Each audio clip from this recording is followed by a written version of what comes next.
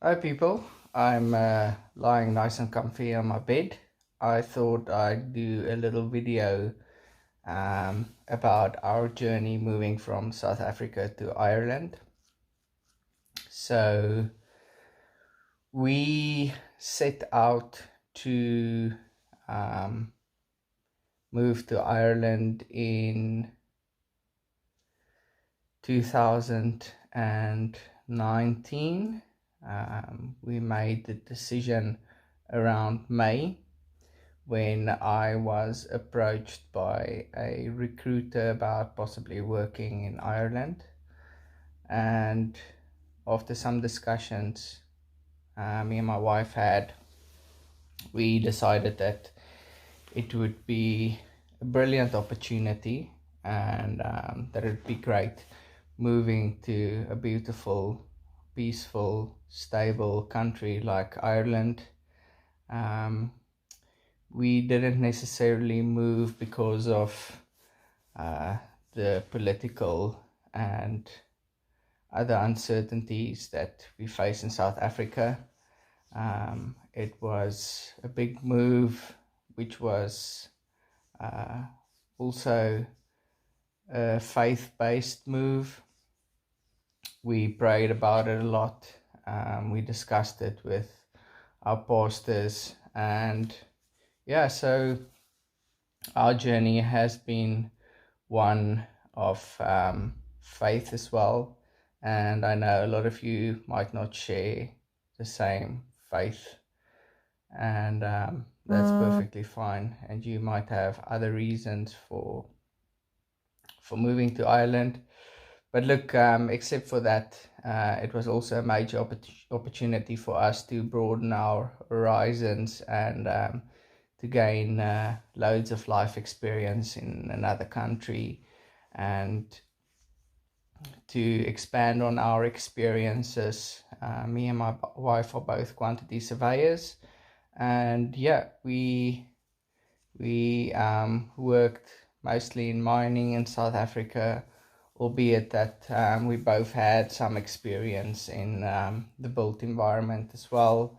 Our majority of our experience was in mining, where the opportunity that I got in Ireland was in the build environment. So we decided that that would be a good move.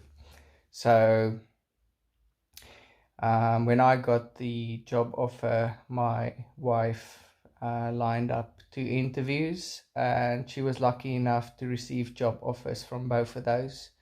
And she could pick and choose which one she actually wanted to go with. And she then accepted the offer from one of the companies. So that was around about May. I then, because quantity surveying is on the critical skills list for Ireland, we could go that route, get a visa through that. So my employer actually applied for the visa on my behalf, and it was quite stressful because when we set out to actually get the visa, it takes between like 12 and 16 weeks, and but there's loads of uncertainty because you need to obviously plan your resignation and you need to plan your move, because we had decided to get a container and to move over most of our stuff to Ireland. And yeah, there was just loads of uncertainty with whether, or rather when, to actually start this and to actually pack up all our stuff and send it onto a container. So we had to plan this, and things like we were renting a house at the time, and we had to obviously cancel that rental agreement. And so it was a bit of chaos at that point in time. And then when we inquired on the visa, we couldn't get like a straight answer on when it would be done. And then there's also the uncertainty of would it be approved and all of those things. So because I came on the critical skills employment permit, my wife was able to join me immediately, and she could start working when we land, basically. So that's a nice thing of the critical skills employment permit, whereas when you get a general works permit, your family can only join you after a year, which is a bit crappy, because you need to be in Ireland for a year before they can join you. And I know that it's tough for some people. So yeah, but in the end, it all worked out well. We planned our flights and our shipping of our container. All worked out well in the end. And yeah, so when I got my so another thing that happened is when we got, so my employer actually got the visa, but I initially thought that they had posted my original visa to South Africa. That would have taken months, because the postal service in South Africa is extremely slow.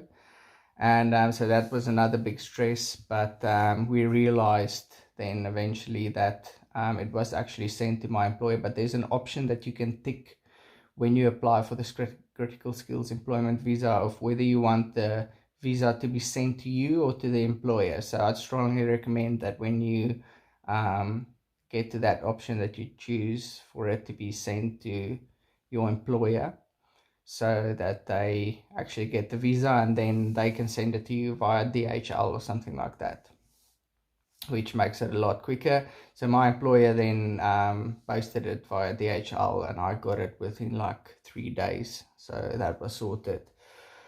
So yeah, then we were off. We had a farewell with all the friends and with the family, and we set off to Ireland. When we got to the airport to actually fly, we flew with Emirates. The lady there wanted to see all our documentation, and then when we showed it to her, she said, no, look, she'll need to get a supervisor to also look at it, because we only had one-way tickets. And the supervisor came over. She had a look at our documents. We didn't have much hassle. I explained that I've got a critical skills employment permit. I showed that to them, and I said my wife's joining me on the back of that. So yeah, then we flew over to Dubai, and we had a long layover there. We slept over there, and then set off to Ireland, landed in Ireland. The process at immigration was quite easy as well. Showed them all the documents. The immigration officer was quite friendly. Asked a couple of questions of where we're going. I said to him that we will be living in County Wexford in New Ross, and yeah, they were quite happy, and they said that we should enjoy the sunny southeast. They call the southeast the sunny southeast here, which is quite ironic, because compared to South Africa, it doesn't get nearly as much sun, but there is more sun here than there is in the rest of Ireland. And to be honest, the weather really isn't that bad. There's a saying that goes around here that says there's no such thing as bad weather, only bad clothes. So if you dress up appropriately, then it's really not that bad. We're heading into we've been here for about 7 going on to 8 months now, and so far our journey has been really blessed. Everything's worked out quite well. So when we landed here, we planned to set off to go to an immigration officer at one of the Garda stations, because you need to check in with them, show them your critical skills employment permit, and show them your passport. They then stamp your passport. So after we were at the Garda station and they stamped our passport, they then said that they would do the application for our Irish residence permit. We had to, however, go and pay €300 for each one of our IRPs. That is the card that replaced the old GNIB card. If you're based around Dublin, you'll have to go to the Immigration Bureau to do your IRP. Whereas if you're outside Dublin, you go to the Garda station and you meet up with the immigration officer then who takes you through the process. So we had set up a meeting for our PPS that you do on mygov.id. You set up a profile on mygov.id, and then there is an option where you can make an appointment for the PPS, which we then did. We went to the INIS office, so it's INIS, that's the office you go to for your PPS. Now your PPS it's not an ID, but it gives you like a number, a PPS number. That PPS number you then use for like your revenue, and also when you exchange your driver's license for an Irish driver's license, they need your PPS number to do that.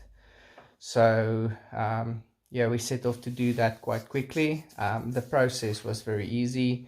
The gentleman there had a look at our passports, and he had a couple of questions for us, and then after that was done, we then set off to exchange our driver's license, which was quite quick. There wasn't any issues with that either. The only issue you have is when you give in your driver's license, South African driver's license, you then don't have a driver's license. So what I did is we actually got temporary driver's licenses in South Africa, and then I forgot the name of it, but we also did you send an email to the Department of Transport. I don't know exactly, I can't remember exactly the details of that, but then they give you forms on which they state this is the license that you hold, and together with the temporary driver's license and those documents, supposedly you can then show that if you're ever pulled over by the Garda, and that will suffice until you actually get your Irish driver's license. So from there, like, most of the admin was done. It was then over to actually waiting for our container to arrive. What I did is I actually ordered us a bed online. So we were lucky enough that my employer went to go look at a home for us before we got here, and we were lucky enough to secure it. So he did a video call to show us the place. We saw it on Daft, and we almost immediately fell in love with it. It's in the countryside, quite rural. It's down a lane, but we've got lovely views over the river, and it's like there's like farms next to us on both sides, so we're basically surrounded by farms, and really peaceful, quiet and nice. But anyway, so we were lucky enough to secure that. So they delivered the bed on the day that we arrived. So it was just like a sleeper's couch, really uncomfortable to sleep on. We slept on that for like, and it was quite small, slept on that for like 2 weeks before my wife said, no way, she isn't going to do this anymore. So she ordered us another sleeper couch, one that was like a king size, from IKEA. And that one was really nice. So we slept on that until our container actually arrived. Our container took about, uh, what was it? It was about a month before our container arrived. And the truck that delivered the container couldn't actually come down the lane where we stay. So our neighbor who's a farmer, then actually he's got like this big trailer, enclosed trailer that he uses to move around the feed for the cows. And then we offloaded uh, the container into that, and then he brought the tractor down to our place, and we then took everything off again and into the house. So yeah, it was quite a struggle. It was a long day. We had a bit of rain later on in the day, and but yeah, we survived. All was good. And yes, so we were here about a week before we actually started with work, which was good because we could sort out most of the admin before we started working. And yeah, then we started working, and throughout the whole process, the people were very friendly and they really tried to help us where they could. Our neighbor actually met us to take us to our house when we arrived in New Ross. So he met us at the Tesco's, and he immediately knew we didn't have anything. So he offered to give us like a kettle and a couple of plates and cutlery and things like that, which was really, really nice. So that helped us out at the start. And then we just had to go and buy a few essential things that we needed while we were waiting for the container. So yes, then we set off for work. The first day was really stressful. We were bone thrown into the deep side. There wasn't much mercy with that. And we just had to learn to swim. And then you still had the barrier of trying to understand their accents. In the beginning, I really thought that they were speaking a different language, especially if they were speaking to each other. I couldn't make out a word they were saying. But as time progressed, I learned to understand and get to grips with their accent. There's still sometimes when there's some of the Irish people that have a really thick accent and it's difficult to understand them. So, but you learn that as you go along. So that's not something you have to worry too much about. Dealing with the government like agencies, like dealing with going through the whole PPS process and exchanging the driver's licenses through NDLS and everything like that really goes flawless. It's a breath of fresh air compared to South Africa. Works very well, goes quickly. So yeah, that's quite easy.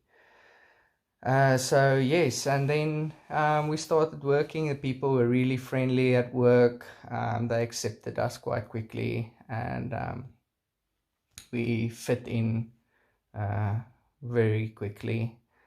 And yeah, as South Africans, we are hardworking people, and we were actually like coming here to a first world country. I thought that they would be ahead of us, but to be honest, both me and my wife were able to actually learn them quite a bit from how we did things as well. And uh, especially with things like technology, like just my general IT skills, and to be honest, I'm not the best ever, but I know the basics and things like Excel. We were quite a fay with things like formulas and things like that, which they aren't. And so we could teach them quite a bit with that. systems and procedures as well. Within the first week, I started working on making some of our templates and things better, making it quicker. And the same thing with my wife, where they had issues with some of their reports and things that took them like a month to do, and they had to do them once a month. Maybe I'm over exaggerating, but like 2 weeks they are now able to do in 2 or 3 days, just by upgrading the templates, just making them better. So we are hardworking, and don't ever underestimate your experience. You will definitely come here and learn them a couple of things as well, no matter which industry it is you're in. So yeah. And to be honest, like life in Ireland, like with regards to safety, you don't know how much stress that takes off you in your everyday life. You don't worry about getting hijacked, or we live on a farm. I haven't for once worried about intruders or anything like that. So that does take a lot of stress off you, and the general uh, way of life and quality of life is a lot better than what we used to in South Africa.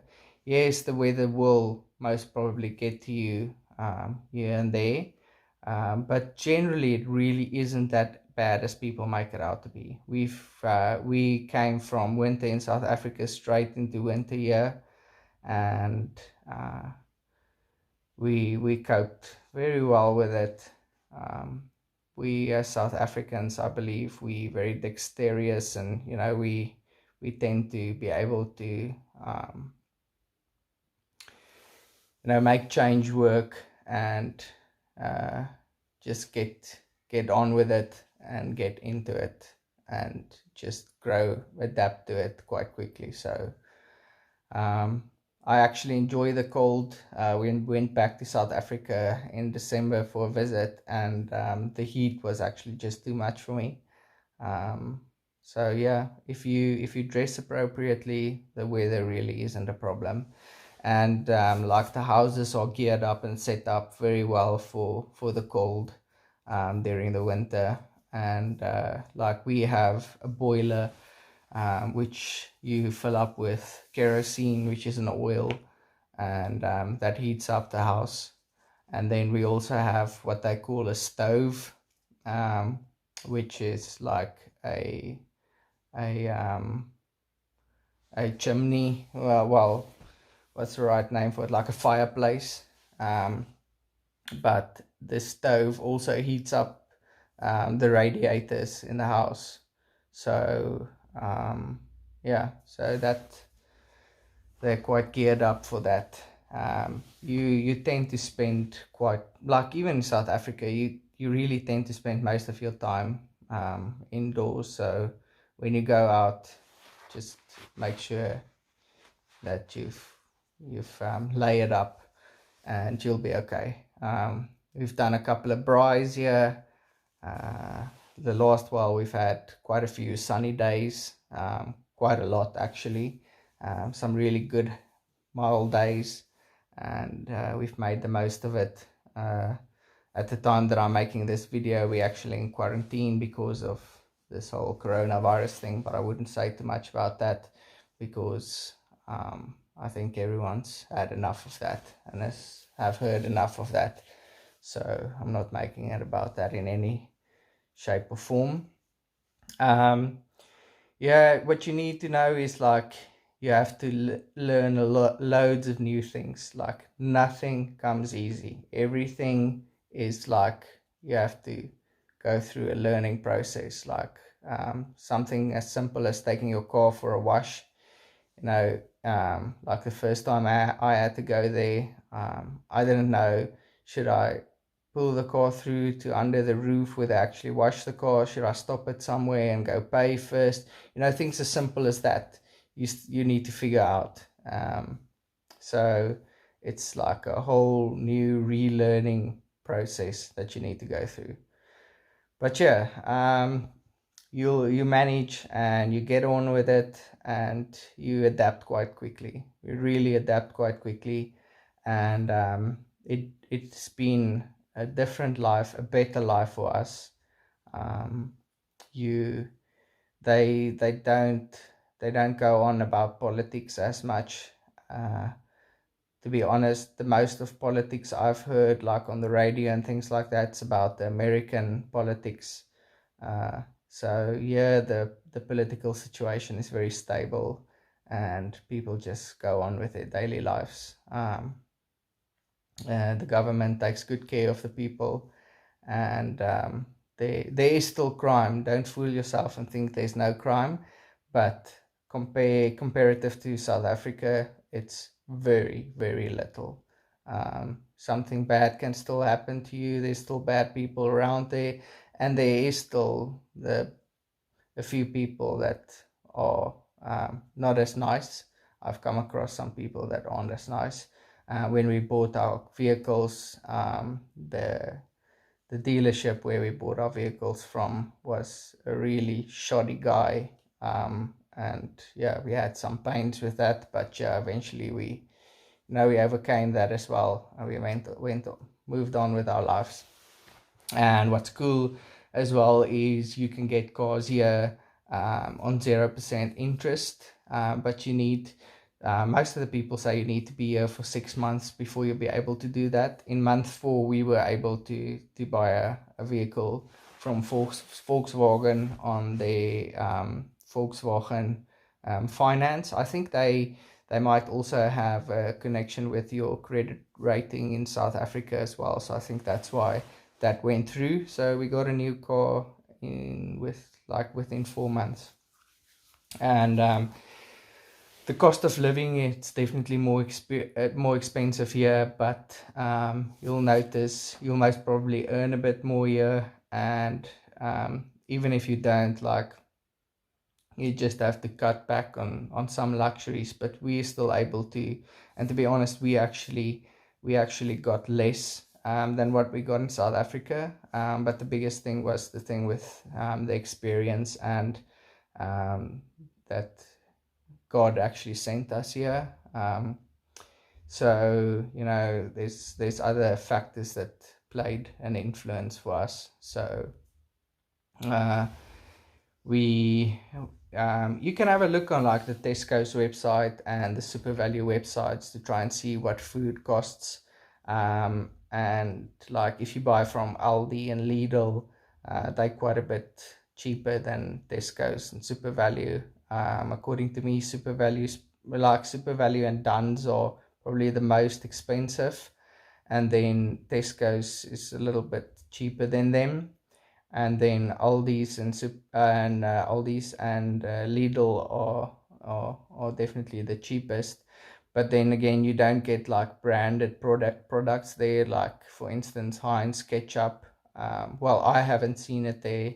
It might be that they stock it every year and again, and they might stock things like Coca-Cola, but generally they have their own brands of products. But yeah, it is cheaper to try and buy the most of your groceries from Aldi's or Lidl. And then if there's specifics that you need, buy them from Tesco's. Although we enjoy shopping at Tesco's too, so we actually just buy most of our stuff from Tesco's. But if you want to be, more cost effective, try Aldi's and Lidl. And yeah, I think that's the biggest part of it. I've made a video of our time here in Ireland. It's a beautiful place. It's magical. It must be one of the most beautiful places in the world. Like, there's so much to see here, so much to go. We've been around the island twice already, and every time we saw new and amazing things, and it's just like it's a little fairy world. Like the just like everything's nice and green, and it really is just beautiful. It's an amazing country, and it's got amazing people, and we as South Africans, I believe, adapt quite quickly. We went to a South African festival as well, which was down in Kildare, which is just south of Dublin. And there we met up with some South Africans that have been here for like 15, 18 years, and they are very happy. They said that they'll never move back to South Africa. One thing that you need to know is if you come here with the idea to stay, then you should never ever have an idea in your head that you can move back whenever you want if you don't like it, because it just leaves a door open. And as soon as things get tough, and believe me, they do get tough sometimes, you'll just use that to actually just say, you know what, I'm just going back. And that'll be a massive mistake, because it costs you quite a bit to move here, and to be spending some time here, and then after 6 months or a year just decide to go back. You're going back to the same issues. You're going back to the same reasons why you moved in the first place. And I've heard of people that have moved back to South Africa and then back to Ireland and then back to South Africa and then back to Ireland. And I don't even want to know how much that cost them. Because to be honest, okay, we bought quite a bit of stuff before we came over, and we bought quite a bit of stuff here. We bought our vehicles, first time we bought our vehicles cash. So we spent about like all in all, but yeah, like I said, we didn't go as cheap and nasty as we could.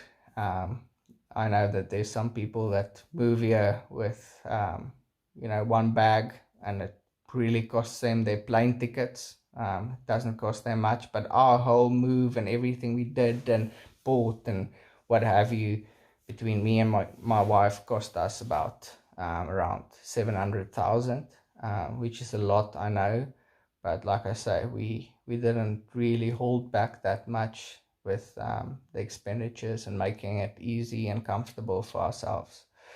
So yeah, I think that's the biggest things that I wanted to share with you. If there's anything that you still want to know, you're welcome to comment down below, and I'll try and see where and when I can to answer you with from our experience. Some advice I can give you is we joined the group on Facebook, and they're now on Telegram, which is called South Africans Moving to Ireland.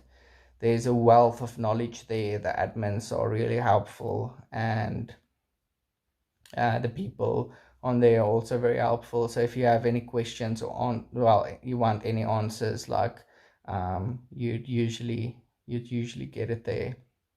So that was a massive help to ourselves when we actually moved. I asked quite a few questions there and got answers on it. So yeah, that's a great thing that you can do, which will definitely help you through the process.